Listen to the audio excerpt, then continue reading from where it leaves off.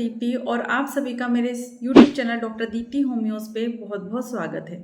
दोस्तों, आज की इस वीडियो में हम एक ऐसी समस्या के बारे में बात करने वाले हैं जिससे कि बहुत सारे पुरुष परेशान रहते हैं। बहुत सारे मेंस में ये प्रॉब्लम बहुत ही ज़्यादा कॉमन होती है और कई बार तो वो इस समस्या को समझ ही नहीं पाते हैं और जब तक उन्हें ये चीज़ समझ में आती है तब तक वो काफ़ी टाइम ले चुके होते हैं और वो किसी से इस बारे में ज़्यादा डिस्कस भी नहीं कर पाते हैं। तो इस समस्या के बारे में जिस बारे में हम इस वीडियो में बात करने वाले हैं उस समस्या को हम कहते हैं प्री मैच्योर इजैकुलेशन का होना।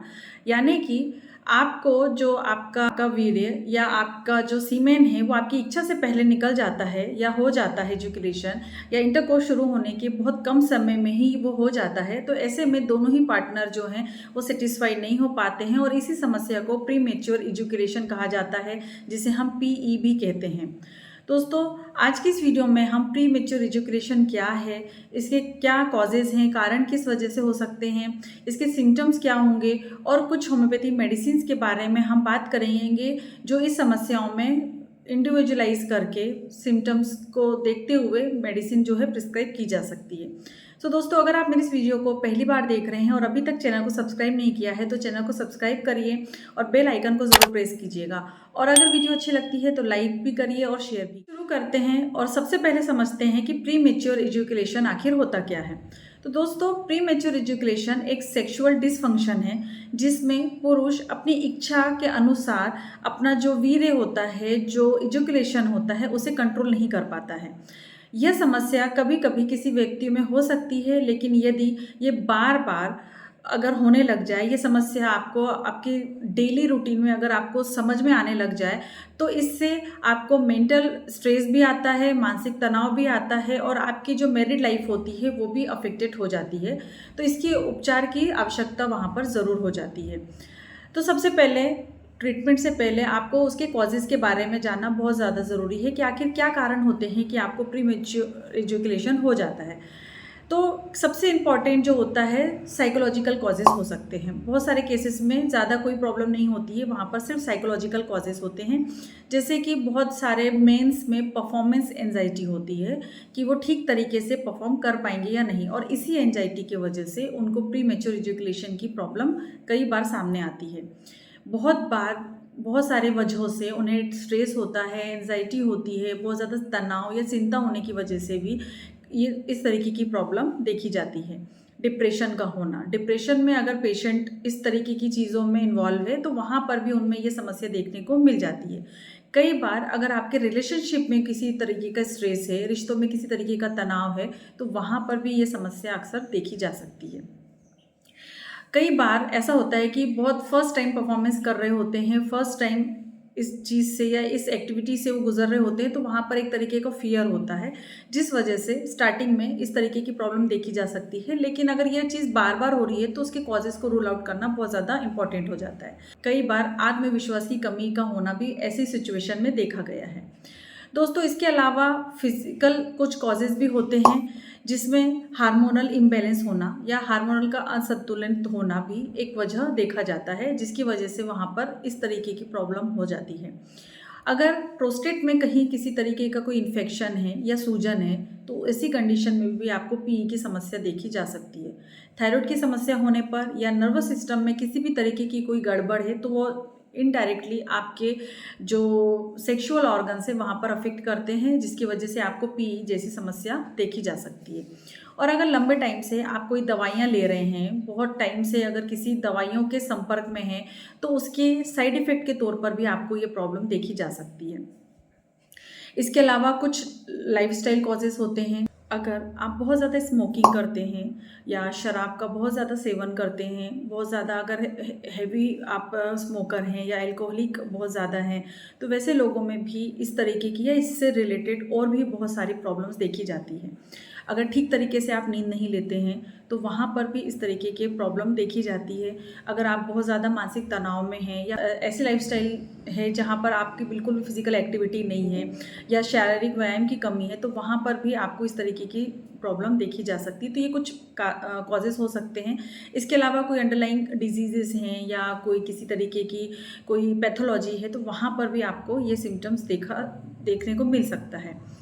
अब बात करते हैं लक्षणों की। तो इसमें किस तरीके के लक्षण होंगे, तो पीई या प्रीमेच्योर इजैकुलेशन के नाम से ही आपको पता चल रहा है कि जो इजैकुलेशन है वो पहले ही हो जा रहा है। तो आपका इंटरकोर्स शुरू होते ही या 1 मिनट के अंदर ही अगर इजैकुलेशन हो जाता है तो इसी कंडीशन को या इसका ही ये एक तरीके का सिम्टम होता है। अगर इजैकुलेशन पे आप बिल्कुल भी कंट्रोल नहीं रख पाते हैं, आप बहुत ट्राई कर रहे हैं लेकिन आपका कंट्रोल ही वहाँ पर नहीं है, इससे ये होता है कि दोनों पार्टनर्स में बैलेंस नहीं होगा और उस वजह से वहाँ पर थोड़ा सा स्ट्रेस या तनाव आपको देख सकते हैं। आत्मविश्वास की कमी होना, अगर इस तरीके से अगर आपको प्रॉब्लम होती है तो आप थोड़ा सा लो फील करते हैं, कॉन्फिडेंस आपको ठीक तरीके से नहीं आ पाता। प्रीमेच्योर एजुकेशन के जो पेशेंट होते हैं उनमें आपको स्ट्रेस, चिंता, तनाव अक्सर देखने को मिल जाती है और उनके वैवाहिक जीवन पे भी काफ़ी ज़्यादा स्ट्रेस जो है वो बढ़ जाता है। तो इस तरीके से कुछ सिम्टम्स आप देख सकते हैं। अगर आप किसी डॉक्टर से जाते हैं, मिलते हैं, तो वहाँ पर कुछ मेडिकल हिस्ट्री लेते हैं, कुछ आपसे क्वेश्चंस पूछे जाते हैं और आवश्यकता पड़ने पर कुछ जांचें भी की जा सकती हैं, जैसे कि आपके ब्लड शुगर लेवल को वो जांच कर सकते हैं, आपके थायराइड प्रोफाइल को इन्वेस्टिगेट कर सकते हैं, टेस्टोस्टेरोन लेवल के बारे में भी वो इन्वेस्टिगेशन करवा सकते हैं और प्रोस्टेट इवैल्यूएशन भी वहाँ पर ज़रूरी हो जाता है। यदि कोई दूसरी बीमारी कारण बन रही है तो उसका सबसे पहले उपचार किया जाता है, ट्रीटमेंट किया जाता है, उसके बाद फिर इस कंडीशन के बारे में देखा जाता है। अब आगे बढ़ते हैं होम्योपैथी अप्रोच की तरफ या होम्योपैथी ट्रीटमेंट की तरफ। तो होम्योपैथी में जो भी रोगी होता है, जो भी पेशेंट होते हैं, उसके पूरे फिजिकल, मेंटल और जो भी उसके जो इमोशनल सिम्टम्स होते हैं उसको देखकर ही हम किसी भी मेडिसिन को जो है सिलेक्ट करते हैं। तो किसी भी दवा या उसके कॉम्बिनेशन को हर व्यक्ति के लिए सेम नहीं होती है या समान रूप से उसे नहीं दिया जाता है, उसका प्रभाव भी सेम नहीं होता है। इन दवाइयों का जो प्रभाव होता है वो symptom to symptoms, person to person vary कर सकता है। इसलिए जब भी कभी हम कोई मेडिसिन का चयन कर रहे हैं या सिलेक्शन कर रहे हैं तो एक डॉक्टर की सलाह बहुत ज़्यादा ज़रूरी होती है जो इस बारे में पूरी जानकारी रखते हैं। तो जानकारी के लिए आपको मैं जिन मेडिसिन के बारे में बता रही हूँ उसको आपको सिर्फ सुनना है, सेल्फ मेडिकेशन आपको बिल्कुल नहीं करनी है। तो सबसे पहले होम्योपैथी मेडिसिन जिसको हम प्री मैच्योर इजैकुलेशन में दे सकते हैं वो है कैलेडियम सेंगोइनम। ये मेडिसिन आप 30 में ले सकते हैं। 2 बूंद डायरेक्ट में दिन में 3 बार लेना सफिशिएंट होता है। मटेरिया मेडिका में कौन से सिम्टम होंगे जो प्रीमेच्योर इजैकुलेशन को सपोर्ट करते हैं, तो जब सेक्सुअल वीकनेस की प्रॉब्लम है वहाँ पर, या आपको बहुत ज़्यादा मेंटल एग्रवेशन रहते हैं, या फिर मानसिक उत्तेजना अगर बहुत ज़्यादा अधिक होती है, या सेक्सुअल परफॉर्मेंस को लेके अगर आप बहुत ज़्यादा स्ट्रेस में रहते हैं, एंजाइटी में रहते हैं, और नर्वस वीकनेस या नर्वस एग्जॉशन आप महसूस करते हैं और उस वजह से अगर आपको पीई की समस्या है, तो वैसी कंडीशन में आप अगर इस तरीके के सिम्टम हैं तो आप जो पेशेंट होते हैं उनको ये मेडिसिन दे सकते हैं जिसके रिजल्ट बहुत अच्छे होते हैं। तो उसके मानसिक और शारीरिक लक्षणों को देखते हुए आप इस मेडिसिन का चुनाव कर सकते हैं। सेकेंड होम्योपैथी मेडिसिन जो पीई के कंडीशन में दी जा सकती है वो है लाइकोपोडियम। इसे भी आप 30 पावर में दे सकते हैं। लाइकोपोडियम होम्योपैथी में एक बहुत ही फेमस मेडिसिन है और ये उन पेशेंट में दी जा सकती है या सोची जा सकती है जिसमें बहुत ज़्यादा कॉन्फिडेंस लो होता है, लो कॉन्फिडेंस वाले हैं या आत्मविश्वास की बहुत ज़्यादा कमी है, वैसे लोगों में इस मेडिसिन का चुनाव किया जाता है। अगर परफॉर्मेंस एंग्जाइटी अगर है या इरेक्टाइल डिफ़िकल्टी के साथ ही साथ अगर शीघ्र पतन की शिकायत है तो वहाँ पर इस मेडिसिन को दिया जा सकता है। इसके साथ ही साथ अगर गैस्ट्रिक रीजन में किसी तरीके की प्रॉब्लम है, जैसे कि गैसेस होना, इनडाइजेशन का होना, या किसी भी तरीके की गैस्ट्रिक प्रॉब्लम है या पाचन संबंधी कोई भी समस्याएं हैं और उसके साथ में अगर पीई की प्रॉब्लम है तो वहाँ पर इस मेडिसिन का चुनाव किया जा सकता है। तो इस मेडिसिन को भी आप 2 बूंद डायरेक्ट में दिन में 3 बार पेशेंट को लेने की सलाह दे सकते हैं। नेक्स्ट होम्योपैथी मेडिसिन है नुफरल्यूटियम और इसे 6C पावर में देना सही होता है। ये उन कंडीशंस में या उन मामलों में दी जा सकती है जहाँ पर सेक्सुअल वीकनेस महसूस होता है, या आपको बहुत ज़्यादा मेंटल या फिजिकल थकान रहती है, या टायर्डनेस रहता है, या सेक्सुअल डिज़ायर में आपको कोई चेंजेस आ गए हैं, या कमज़ोरी के लक्षण दिखाई देते हैं, तो वहाँ पर इस मेडिसिन का चुनाव किया जा सकता है। 6C में देना है, 2 बूंद डायरेक्ट में दिन में 3 बार देना सफिशिएंट होता है। और लास्ट होम्योपैथी मेडिसिन है नेट्रम फॉस्फोरिकम। इसे 6C में देना ज़्यादा फायदेमंद होता है। ये सेल सॉल्ट होता है, ये एक टिश्यू सॉल्ट होता है। इसे होम्योपैथी में उन व्यक्तियों पे या उन पेशेंट में उपयोग किया जाता है जिनमें एसिडिटी की प्रॉब्लम है, नर्वस वीकनेस बहुत ज़्यादा रहती है, जनरल डेबिलिटी अगर बहुत ज़्यादा रहती है, और शरीर में अगर एसिड और बेस बैलेंस से जुड़े कोई लक्षण हैं या सिम्टम्स हैं, तो वहाँ पर ये मेडिसिन बहुत अच्छे तरीके से वर्क करती है। दोस्तों ये होम्योपैथी मेडिसिन्स थी जिसके बारे में हमने इस वीडियो में बात की, जो दी जा सकती है। नेट्रमफॉस जो है टेबलेट फॉर्म में मिलेगी। इसकी 4 टैबलेट या 6 टैबलेट आपको दिन में 2 से 3 बार लेना चाहिए। ये बहुत अच्छे रिजल्ट देती है ऐसे कंडीशन में।